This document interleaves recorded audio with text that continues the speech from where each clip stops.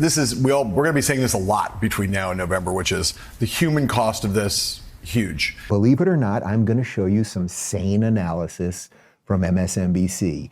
This is the guy, Andrew Heilemann. He blocked me on Twitter. This is the same guy who was on Real Time with Bill Maher with Russell Brand, and Russell Brand just absolutely destroyed him for being a total hack.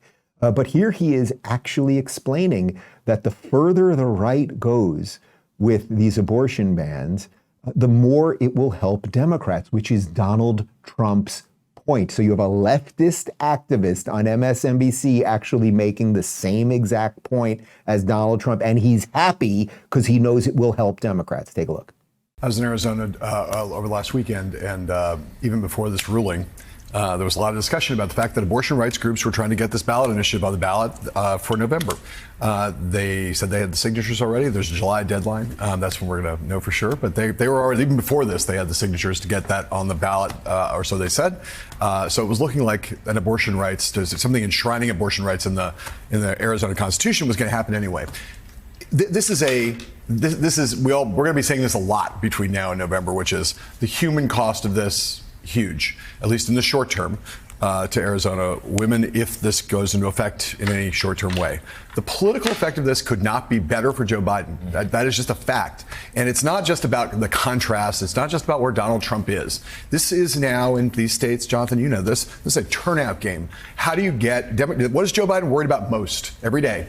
Democratic constituents not turning out for him, people who are not thoroughly as enthused with Joe Biden as he thinks they should be, or as they could be, or as they were in 2020. What is the biggest thing that has energized the Democratic base, and a lot of not Democratic base voters, but some marginal voters in the suburbs all over swing states? It has been, since Dobbs, has been the threat to abortion rights.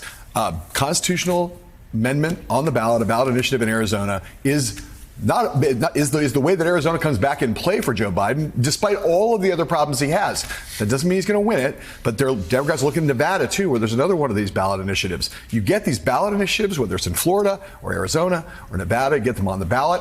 The Democrats have a reasonable case to hope that will supercharge enthusiasm, supercharge turnout in the fall, and all of a sudden you have some places like Arizona that Joe Biden won in 2020. People were like, under normal, it doesn't look that great.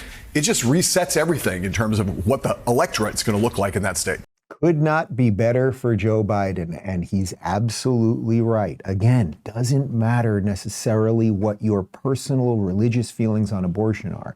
If you lose all of the elections in the goal to get exactly what you want with no compromise, you will never win anything, and you will never get any of those policies. Trump did the thing everyone on the right wanted. It's back to the states, and now he's saying, guys, if you push for all of this absolute abortion ban in all of these states, you are going to get more and more people, especially middle-class women, to vote for Biden, and I will lose. And do you think that will be good for America? So you really, again, this is a fight. I'm trying to shine a light on a fight on the right, and there's a sort of principle versus politics portion of this. But Andrew, when you've got leftist activists on MSNBC agreeing with Donald Trump, then maybe there's something there.